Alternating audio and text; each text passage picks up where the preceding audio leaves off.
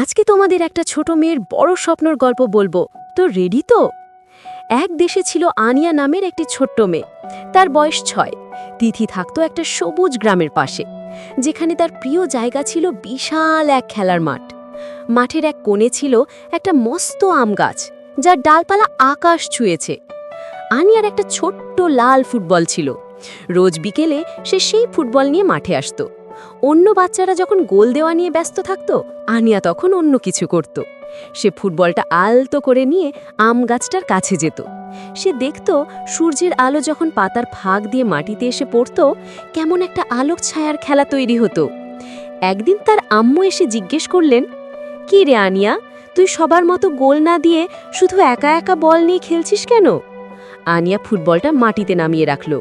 সে বলল, "আম্মু, আমি গোল দিতে চাই না। আমি চাই আমার এই বলটা একটা পাখি হয়ে যাক।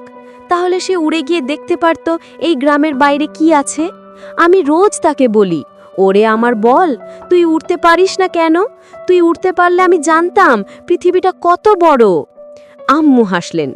তিনি আনিয়ার হাত ধরে বললেন, "তুই ফুটবলকে পাখি বানাতে যাস না আনিয়া, তুই আসলে নতুন কিছু আবিষ্কারের স্বপ্ন দেখিস।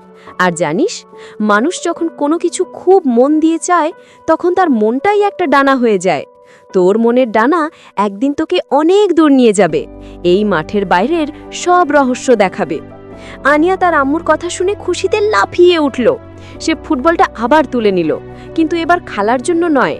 এবার সে সেটাকে মনে মনে পৃথিবীর সবচেয়ে সুন্দর পাখি ভাবল। সেই দিন থেকে আনিয়া খেলা শুরু করলো, তবে শুধু গোল দেওয়ার জন্য নয়, বরং তার মনের ডানাটাকে আরও শক্তিশালী করার জন্য। এই হলো আনিয়ার গল্প। তোমাদের কেমন লাগলো?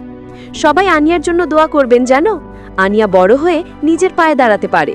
সবাই ভালো থাকবেন, সুস্থ থাকবেন। আল্লাহ হাফেজ।